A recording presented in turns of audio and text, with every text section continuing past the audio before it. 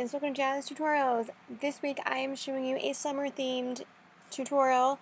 We will be making an ice cream cone. We're making an ice cream cone straight from scratch. Now, those of you that are very expertised in Photoshop and other forms of Adobe products, you're going to probably say, hey, there's other ways of doing it and it will look even better. That's fine. Please share your information below if you do know of an easier way or of an even better way. I tried to create this from scratch in Photoshop, and it looks kind of a bit but you know what? It's a step in the right direction, and some of you might think it's cool, some of you may not. I don't know, but I'm going to share my method with you anyway. So we're going to be using the 3D filters. So if you have Photoshop CS5 and above, this may work. This will be perfect for you. I don't know if this option is available in CS4 or below, but I would think by now most of you don't have anything of that sort. But some of you might. I don't know. I'm not one to judge. So if you do have anything below CS5, I don't know if it'll work for you, but you can give it a shot. So we're going to start by opening a 3D cone. Now to find your 3D cone shape, you're going to have to go over here to your 3D selector here. Mine's, oh, it is there. I thought it was going to be grayed out. New mesh from layer, and you're going to hit mesh preset, and it will say cone on the top. Basically, you want to select that, and what you'll want to do, now I don't have the option, I don't think, because I've messed with it. Maybe I do. Do I? Oh, I do. Okay. So now, I'm going to go back. Once you've made your cone shape, it's going to be a standard white cone. That's usually how it comes. We need to edit that to suit the colors we're going to use for the cone waffle texture. So double click that little thing over there to edit this, and we're going to edit the lighting. So down here, we're going to select over here in the corner, this little tool here. Mine has 3 in-flight lights, but yours may not, I don't know. But do select any of the info lights you have, and you're going to want to click those and select colors that resemble a waffle cone textured color. So do those for all of your infinite colors, and you should see something similar to what I have here, and whatnot. And once you have what you see there, you will have to go to File, and you will have to click Save. That way it'll save what you've just done into that particular PSB file, and that will then transfer your edits over to the new cone over here. Your cone, however, will be flipped right side up like a hat. Once you have it into this particular, the Essentials section, go ahead and do a Control-T and reverse that so that it's now in the shape of an ice cream cone. Yay! Alright, next step. This is for you to do. Go to google.com, type in waffle cone texture. Find one you like, because there are different types of waffle cones. You can have a red velvet waffle cone. You can probably have a blue velvet waffle cone. I don't know. There are various types of sugar cones. You can even do like a regular cone if you want to, but I'm doing a waffle cone because I like sugar cones and they're cool. So find a texture that you like. Let me disable this for just a moment so you can see what we're going to go with. So right over here, I have pasted onto this layer a waffle cone type of shape. Now what I've done is I've done this by doing a Command or Control click on the previous cone layer, and I've masked it into this lovely layer, as you will see here.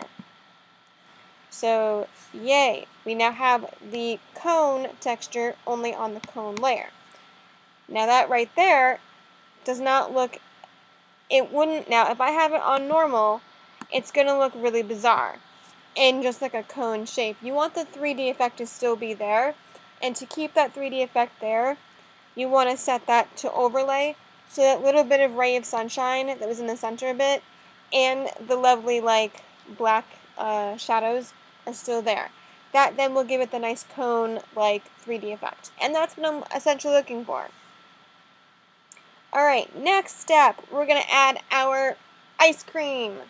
Now this is basically the whole point of the tutorial. I don't know, you guys may have brushes you can add to this, I'm not sure. But I did this just because I did it my way, and it was a cool thing I made, so I'm going to show you what I've done. Oh, that's right, my fill is set to 0. Ha ha ha. Alright, so what I've done is I have taken my lovely custom shape tool. I took this teardrop / raindrop, whatever you want to call it. I think it's a raindrop. It's raindrop, not teardrop. I took a raindrop, and I put it I made a shape of a raindrop in the shape that suited my cone. So something like that. And I picked a color that resembled ice cream. I chose strawberry. So I put that right on top there. But then, after doing so, I then realized, let's make this more interesting. So I got rid of the whole entire fill of that layer, because I was a cool kid, and I double-clicked that layer, and I added some really neat effects to this. So we started with the bevel and emboss settings. We have a depth of 100%, inner bevel, smooth technique, directions up, a 5 for the size, soften to 0, check your global light, and we have 120-degree angle, 30-degree altitude. You have your highlight that's white with the screen, and shadow mode multiply with this gray color here. Alright, you have a 75% opacity on your highlight, and a 36% opacity on your shadow mode. This gloss contour is this one right here. Where is it? Oh, I know what you are. Personnel. Like I've said in previous tutorials, if you do not see that contour in your presets, it's there. Load all your contour presets and you'll find it. So find that lovely one there, make it active, and then next go to inner shadows. Color burn, black for your color. Opacity is 7%. Angle is 120. Check global light. Distance is 30. Choke is 4%. And your size is 18 pixels. And then down here on your contour, you have this lovely contour here. That one right there. It is called Personnel. It is a preset. Click that one there. Alright, and then satin. We have white slash, yes, it is white. It's a shade of white. But just go with white. Soft light for your blend mode. 19-degree angle. Distance is 30. Size is 13. Over here, click invert. And you're going to click on this one here. That, however, may not be a preset. I think it's a preset. It should be a preset. I think it's this one here. Well, yeah, it's that one. Anyway, go with that shape or that one there. Good enough. Alright, gradient overlay. This is where it gets fun.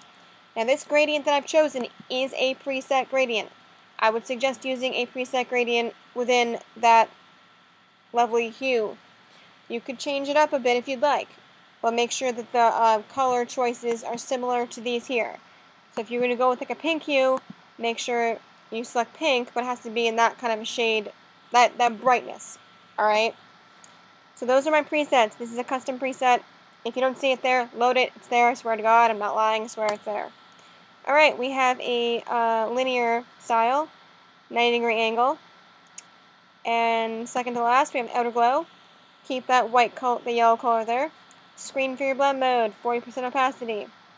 We have a 6 for our size. And we have a drop shadow. Color burn for your blend mode, black for your color. Opacity is 46%. Use check global light, and 120 for the angle. Distance is 0, spread 0. Size is 5. Alright, click that, and you're going to see something like this. Pretty cool. Now you're also wondering, how'd you get that cool little swirl at the top? I'm going to show you. Over here to your left side, you have a tool called the smudge tool. Take that lovely, really nicely tippy top edge and swirl it around to get a nice ice cream swirl. And you'll see something of such. Now, you'll also note on mine that I have also blended this into my ice cream cone. I had to, of course, use a lot of soft round brushing, erasing. Sorry about that. So I took a small soft round brush and I really brushed it in, as you'll notice, so that it blends in with our ice cream cone. I let some of it seep over the edge because in our next to last step, we're going to make it look as if some of it's dripping off the cone. Because ice cream drips. Not a lie. Alright, so last step. I have a brush preset that is a drip preset. Just go to google.com, like I've just said, and type in brushes drip brushes. Any brushes that have like a paint drip to them or something, you can use that. That's what I've done, guys. I just typed in that on Google, found something I liked, and downloaded it and put it in here. So use one of these, anything that looks drippy like that, even paint splatter drippings, whatever. And then I did the same exact effect on that so that it matches up. All you gotta do for this layer is just do a right click on the previous layer, and then just go over here and do a paste layer style, and you're good to go. There's your drip, there's your ice cream cone. It couldn't be more simpler than that. Thank you guys for watching. I hope you enjoyed this tutorial. Maybe you think it's lame. It might be. I don't know, guys. I'm still not 100% expertise in this kind of a thing, but I thought it was nifty. I thought it suited summer perfectly, so hope you liked it. If you did, thumbs up. If you didn't, I'm sorry. If you have any suggestions for this channel, anything you want help with or you want to see on this channel, definitely comment below or inbox me here. You can also find me all over social media, Twitter, Tumblr, Facebook, all that stuff, DeviantArt. Links are all below in the description box. I will see you next week with a cool tutorial. Bye!